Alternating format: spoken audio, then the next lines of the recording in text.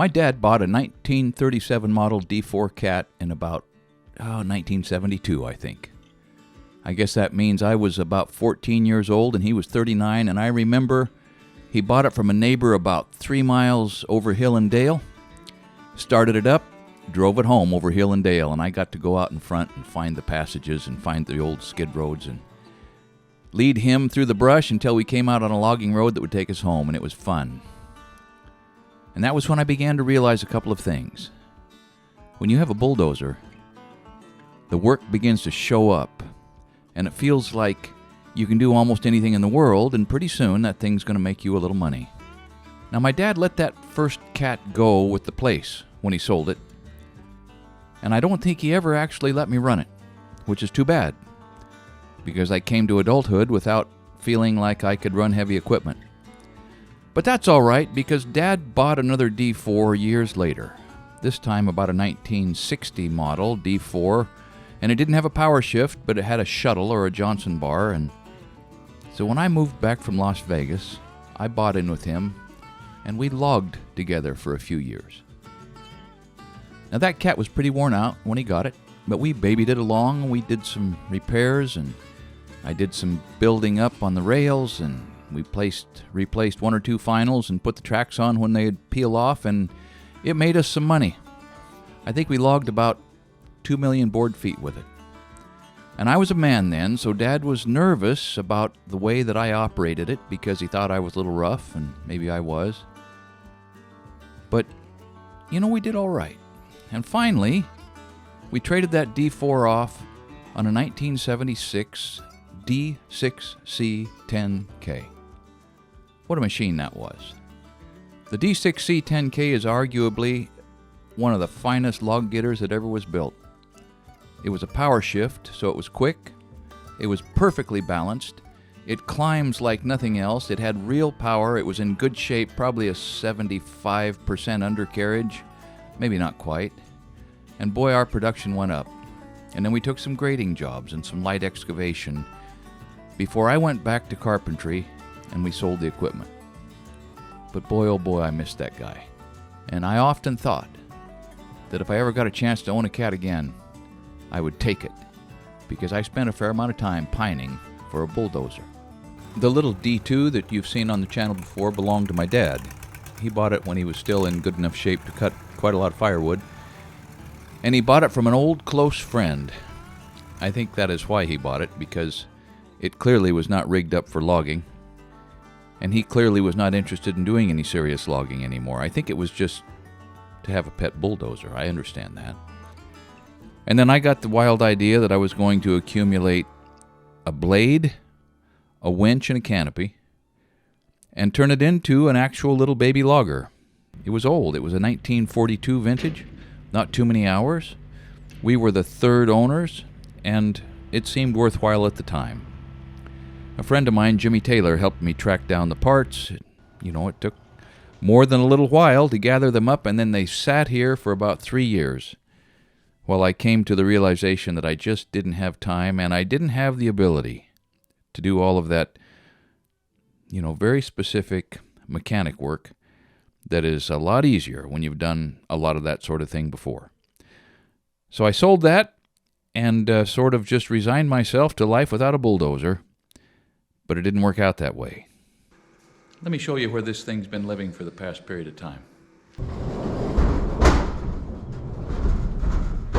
So Wes is going to be up here tomorrow. We're going to pop a new battery in there. Going to check all the levels. I've already gone over them. They look good. I'm just here to look at right now the diameter of the pipe at the drain on the fuel tank, because there may be a few issues with that. George says that there was a little bit of difficulty with that, but I'm sure we'll be able to work our way through it. So let me show you this battery. It's called a 4D, and you can get the same number or a similar or an adequate number of cranking amps out of some automotive batteries, but a battery that's made for a motor this size and to live in these circumstances, as far as I'm concerned, is a way to go. So we'll drop a new one in. So I looked him all over real close by myself, but before I actually consummated the deal with George, I brought my old friend Wes Schneider up to look it over with a more experienced eye. And I figured that we could do that in the next couple of days, and sure enough, a few mornings later, up he came. got Wes Schneider following me up the road. He's going to check everything out, install the battery, make sure all of our I's are dotted, T's are crossed, and see if we can light that thing up. It's going to be a good day. First order of business, put a new battery in. We don't want Wesley having to wait around on charging a battery. In extreme danger fire season, do we, Wes? No. No.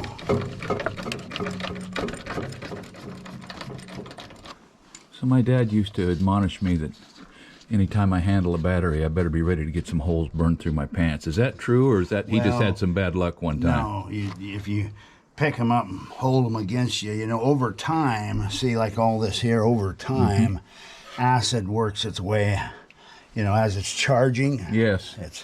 So anyways, he's right. That stuff will eat up cotton pants, huh? Yeah, you don't want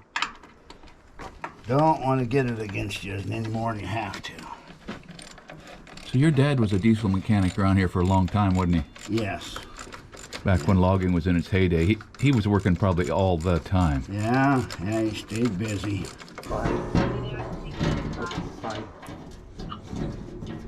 Threads are chancy on this one, but I think it's in there.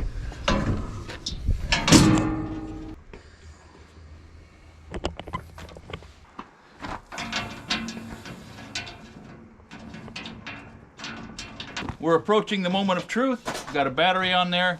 George is going to jump up there and hit the switch. We'll see what happens.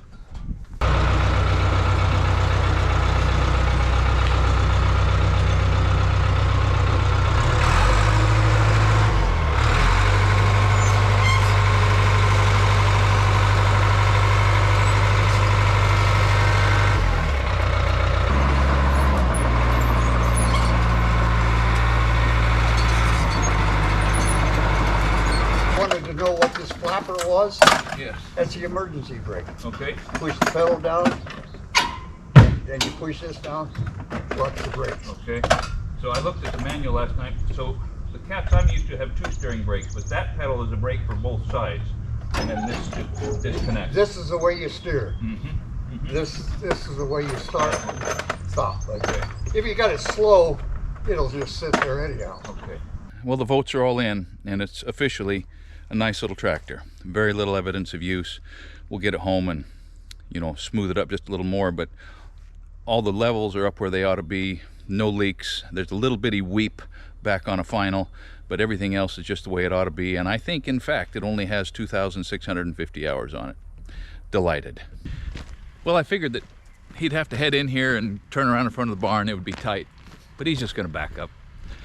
When you can operate a truck backwards as well as you can forwards, life gets easier for everybody.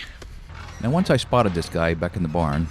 It was at a fellow's house from whom I was buying some woodworking equipment and for whom I ended up doing a little bit of cabinetry in his kitchen as part of the deal. I mentioned I was interested. He mentioned it was for sale. We came to terms. The price was good, and the deal was done.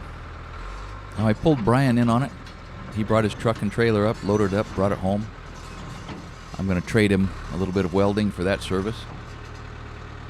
But I'm really looking forward because this D3C LGP is just perfect for grading dirt around here and not that much good for anything else. And I'm done with logging anyhow. I'm just going to keep it on the flat ground and push a little dirt, help my friends, and turn into a little better bulldozer operator, I think. I'm figuring it out. These controls are all a little bit awkward, but I'll get them. My heart rate's up about 220, 210 right now. That's it. Smooth as silk. I'll get acquainted with that eventually. Now it's highball home, and I'm going to text on the way because I think I can get Rusty and Cyrus there to be part of unloading the bulldozer, getting it into Grandpa's field, and letting them get a taste of the feeling of sitting on a track machine and pushing some dirt. I can't wait.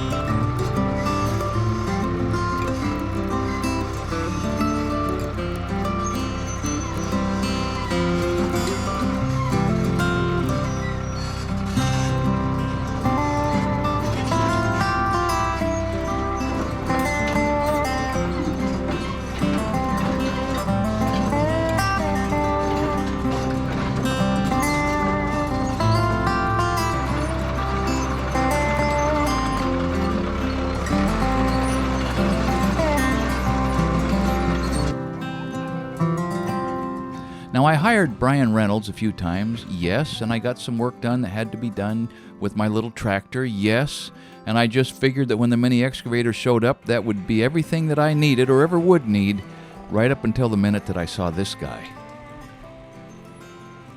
Now, speaking of the mini excavator, I think I've told you before that one of the reasons, and not a small reason, that I bought that thing was because I've got grandkids, grandsons specifically, and operating an excavator is like a carnival ride. It's fun. And in the last 3 years, I have had a lot of fun already with those little guys out in the field operating that thing, and they're starting to learn how, and they like it. And so as part of that calculation, I've realized that if I had a little bulldozer for them to play around with and push gravel with and help me grade the field a little bit, when they come to manhood, they're going to have some idea about yellow iron and excavation and what it takes to run one and maintain it, and they may have a realistic expectation of what heavy equipment is capable of, which really is the key to becoming a good operator.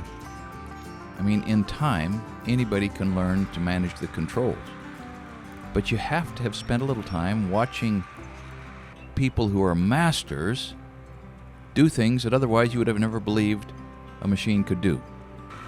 And armed with that information, I think maybe Rusty, or Cyrus, or Asher, or Aaron, or Abraham, or Asa, or Leo, or James